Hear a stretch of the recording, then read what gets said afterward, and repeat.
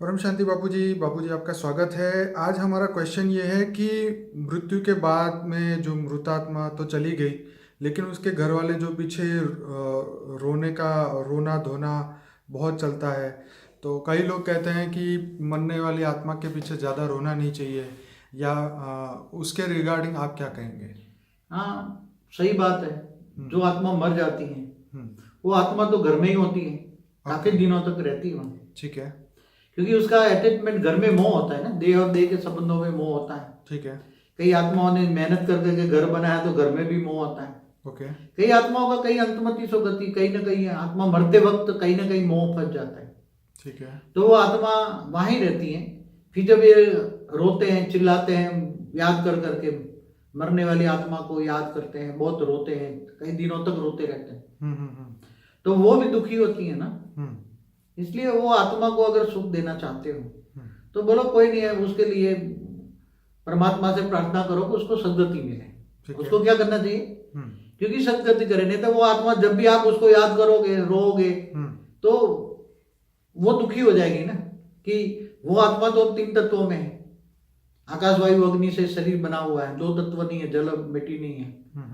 तो देह और देह के संबंधी जब भी याद करते हैं या उसको फिर रोते हैं, याद करते हैं, या कई बार क्या है तो फोटो भी रख लेते हैं, फोटो रख के फिर उसके सामने बैठ के याद करते हैं पूरे दिन। कहीं ना कहीं मतलब कभी ना कभी, कई तो 1-1 साल तक रोते रहते हैं। उसकी फोटो रखते हैं, फिर फोटो रख रख कर उसको याद करते रहते हैं। तो वो आत्मा फिर तुम्हारे घर से जाएगी नहीं, उसकी सद्गति नहीं होगी।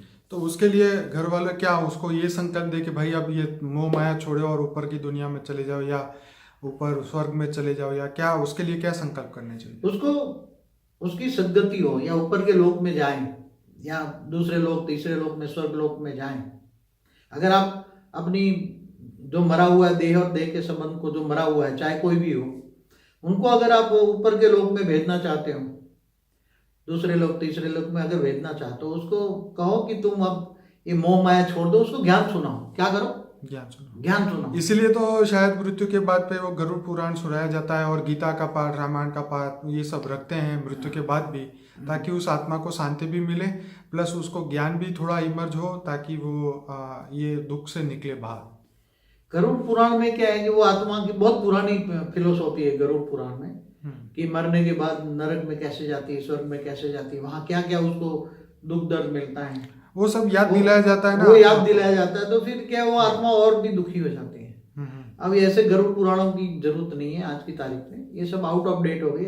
ओके। अब उसको सद्गति के लिए उसको समझाओ कि तू आत्मा है, तो गीता का पाठ करना चाहिए। गीता का पाठ समझाओ, गीता का ज्ञान समझाओ, आत्मस्वरूप बन, तू आत्मस्वरूप बन, परमात्मा को याद कर और ऊपर के लोकों में चली जा। और तू परम धाम में जाने के लिए, स्वर्ग में जाने के लिए तू भी पुरुषार्थ कर। दूसरे लोक में जाकर जाए, और दूसरे लोक में बड़े बड़े मनीषी बैठे हैं, ऊपर का रास्ता दिखाते हैं लोग, ऊपर जाने का विधि ऊपर। हाँ, दूसरे लोक में भी बैठे हैं, बहुत बड़े बड़े आश्रम, जैसे स्थूल जगत में आश्रम है ऐसे सूक्ष्म जगत में भी आश्रम है। बड़े बड़े संत महात्मा, मनीषी कहते हैं उसको। महालोक में ज्यादा अच्छे महर्षि होते हैं, स्वर्ग लोक से ऊपर महालोक है, महर्षि बड़े बड़े होते हैं। वहां अगर पहुंच जाए तो उसको ऊपर जाने, ऊपर के लोकों में जाने के, उसकी आत्मा में शक्ति कैसे आएगी, वो सब सिखाया जाता है। ऊपर के लोकों में महालोक, फिर जनलोक, तपलोक, फिर ब्रह्मापुरी, विष्णु, ऐसे जाने का पूरा ज्ञान दिया जाता है।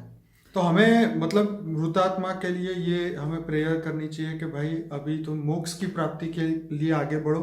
अब शरीर तो है नहीं, अब एक और मौका है कि मोक्ष की प्राप्ति के लिए अपने कर्मों को पूरा करके, ये काम, क्रोध, लोभ, मोह, अहंकार के जो विचार है सबको त्याग के इस धरती लोक को छोड़ने के लिए हमें उसको सजेशन देना चाहिए, संकल्प देना चाहिए, और ऊपर के लोक में जाए, ताकि उसकी ऊपर की यात्रा जो है उसकी शुरू हो जाए परम धाम पहुंचने के। उसकी सद्गति होगी। उसको याद करते हो तो उसको ये करो कि तुम समझाओ कि ऊपर के लोकों में तुम चले जाओ, ये मृत्यु लोक के छोड़ दो, ये मृत्यु लोक है, मृत्यु लोक में जन्म मत लेना, ये भी समझाओ तुम। ओके।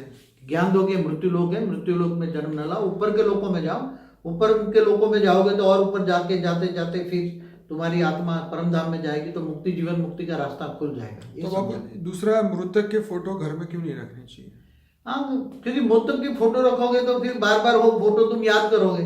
ठीक है। देखोगे तो याद करोगे ना, फोटो देखोगे तो याद करोगे। फिर माला चढ़ाते हैं, कई फूल चढ़ाते हैं, कई भोग लगाते हैं मरने वालों को। तो फिर क्या है, तो वो आत्मा फिर तुम याद करते तो वो घर से बाहर निकलती नहीं, घर में ही रहती है, तुम्हारे साथ ही रहती है। ठीक है। तो उसकी सदगति कैसे होगी? वो घर में बैठी रहेगी। फिर धीरे धीरे अब तो तुम्हारे पास, तुम जो कहते हो नहीं, अगर तुम घर के अंदर उसके सिद्धांत के खिलाफ कोई भी तुम आचरण करोगे तो तुम्हें परेशान करेगी वो आत्मा। फिर वही आत्मा 2-4 महीना 6 महीना अच्छी रहेगी, मगर बाद में वो घर में बैठी है तो नहीं बोलती, फिर प्रेस करा के बोलेगी मुझे भोग लगाओ, ये लगाओ, मेरा ये करो, ये करो। और फिर जो बच्चे हैं ना, जो थोड़ा वो, अगर उसका स्वभाव संस्कार कंजूस का था और बच्चे ज्यादा पैसा उड़ा रहे हैं, कमा रहे हैं और उड़ा रहे हैं, तो उसको बच्चों को फिर किसी में प्रेस करके बोलेगी, अपना अपना सिद्धांत समझाएगी, फिर परेशान करेगी। तो ऐसी किसी भी जो आत्मा के साथ कर्म, ये ड्रामा है, ये क्या है, एक नाटक देखते हो ना आप जी। तो एक नाटक धरती एक नाटक है, रंगमंच है। तो रंगमंच में जैसे एक्टर आते हैं जाते हैं, आते हैं जाते हैं ना, तो आते जाते रहते हैं ना एक्टर। तो ये समझो कि भी हमारा कर्म बंधन था, अब उसको कर्म बंधन चुकते कर दो, उसको भूल जाओ तो कर्म बंधन चुकते हो जाएगा ना, नहीं तो कर्म बंधन फिर मतलब उसको अपने कर्मों पे छोड़ देना चाहिए कि भाई अब तुम आगे का अपना देखो, और हम लोग जो धरती पे हैं हम अपना कार्य करेंगे, हम अपनी मोक्ष के लिए काम करेंगे, आप अपने मोक्ष के लिए सोचो। उसकी सदगति कैसे हो, तो उसको ये ज्ञान सुनाना चाहिए। और कई लोग क्या करते हैं कि कई सालों तक फोटो रखते हैं, दादा का, नाना का, क्या फोटो रख के बैठ जाते हैं, मोह के वश। तो ये मोह तो छोड़ना ही है ना। भक्ति मार्ग में क्या कहते हैं, विषय विकार मिटाओ देवा, पाप हरो देवा। तो विषय विकार में तो सबसे पहला मोह है। बाबूजी 1-2 साल ये सब चलता है, फिर बाद में कौन याद रख रहा है। आज परदादा को किसने ना देखा, ना फोटो है, ना कुछ। ये तो सिर्फ 5-10 साल की बात होती है, उसके बाद में सब फोटो निकाल के वैसे ही रख देते हैं। लेकिन मतलब याद कर करके उसको ऊपर जाने को रास्ता नहीं देते हैं कि भाई जाओ यहाँ से ऊपर की दुनिया में जाओ, अपना मोक्ष के लिए आगे बढ़ो। ये हमें संकल्प और सजेशन देना चाहिए मृतक आत्मा को। कई बार तो लोग वो कहीं जो ये ओझाओं के पास जाते हैं कि मेरा ये फादर मर गया तो कहाँ है, क्या कर रहा है, उसकी बात बताओ। कई लोग कई संस्थाओं में भोग लगाते हैं, भोग लगा कर पूछते हो आत्माओं का क्या, अरे वो क्या जानेगा ये आत्माओं का क्या, वहां सदगति हुई या दुर्गति हुई, तुम्हारा कर्म उसके बारे में अब हमें पता करने की जरूरत नहीं है कि वो कहाँ है, क्या कर रहा है, और उसका डिटेल जान के आप करेंगे कि क्या समझ में एक तो आएगी नहीं बिलीव, क्योंकि वो तो अनबिलीवेबल वर्ल्ड है, सूक्ष्म जगत। तो ये स्थूल दुनिया के मनुष्य को तो सूक्ष्म दुनिया की बातें ना समझ में आएगी, ना उसको वो बिलीव कर पाएगा। इसलिए कई बार क्या है, कई आत्माओं को बुलाते हैं, कई लोग ऐसे विधि करते हैं ना, बुलाते हैं आत्माओं को। कई लोग बाबूजी हमारा कांटेक्ट इसलिए भी करते हैं कि भाई बाबूजी के पास दिव्य दृष्टि है, तो आप उनको बोलो कि हमारे इनकी अनसर्टेन डेथ हो गई थी, तो आप उनको जरा पूछो कि उनकी क्या इच्छा बाकी रह गई है। ये सब पूछवाते हैं मेन, क्या इच्छा बाकी रह गई थी या क्या वो चाहते हैं। अब ये सब चीजों का कोई मतलब है या नहीं है। देखो सभी आत्माओं को रिक्वेस्ट करूंगा कि मैं तो केवल ज्ञान देखता हूँ, ठीक है। मुक्ति जीवन मुक्ति कैसे हो इसका वीडियो देखो मेरी, फिर फ्यूचर वर्ल्ड क्या होने वाला है, आगे विश्व के परिवर्तन कैसे होने वाला है, और परम शांति के वाइब्रेशन फैलाने के लिए, दुनिया पर परम शांति फैले, ऐसे के लिए मेरा लक्ष्य यही है, विश्व परिवर्तन का मेरा लक्ष्य है। इन सभी चीजों का ज्ञान देता हूँ, मेरे पास सब कुछ जरूर है, मगर मैं इन लोगों के लिए मेरे पास टाइम नहीं है ना, टाइम नहीं है। अब ऐसी ये सब फालतू बातें हैं, इनके लिए मैं क्या, ऐसी एक आत्माओं के लिए मेरे पास टाइम थोड़ा है।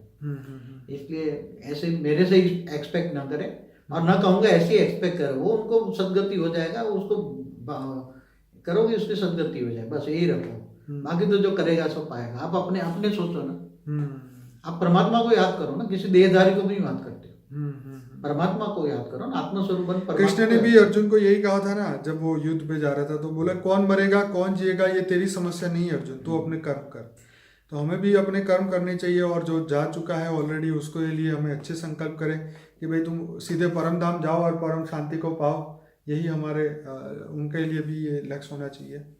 ऑलमाइटी का ज्ञान सुनो, ऑलमाइटी को ढूंढो, वही तो ऑलमाइटी, ऑलमाइटी का ज्ञान लो, सोचो समझो, और ऑलमाइटी से कनेक्शन योग लगाओ, आत्मस्वरूप बनो। तो आत्मस्वरूप तुम दूसरों का भी कल्याण कर पाओ।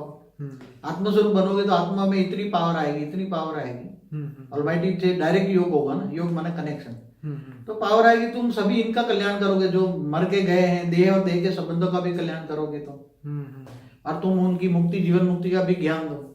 तो हमारे वीडियो में मुक्ति, जीवन मुक्ति कैसे होती है, वो पूरा मोक्ष कैसे होता है उसमें। कई लोग ज्ञान देते हैं मगर वो क्या कहते हैं, तुम जो कोई भी धर्म आत्मस्वरूप का ज्ञान नहीं देता कि तुम कौन हो, तुम आत्मा हो, रूह हो, सोल हो, तो वो धर्म मैं समझता हूँ कि वो सही नहीं है। सबसे तो पहले कोई भी धर्म वाले या ऋषि मुनि जो भी हैं, धर्म संप्रदाय पंथ जो भी है, उसको पहले तुम आत्मा को समझाओ कि तुम कौन हो, कहाँ से आए हो, धरती पर क्यों आए हो, उसका लक्ष्य को समझाओ, और फिर बाद में परमात्मा का ज्ञान आता है। पहले खुद को जानो तो बाद में खुदा को जानोगे।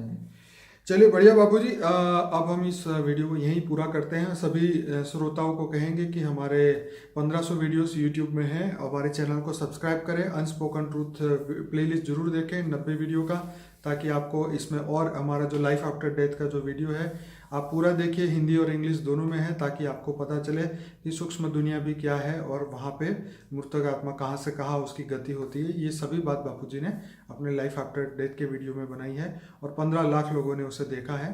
तो आप सभी उसको देखिए, शेयर करें। परम शांति। और कुछ कहेंगे बापू? परम शांति। परम शांति।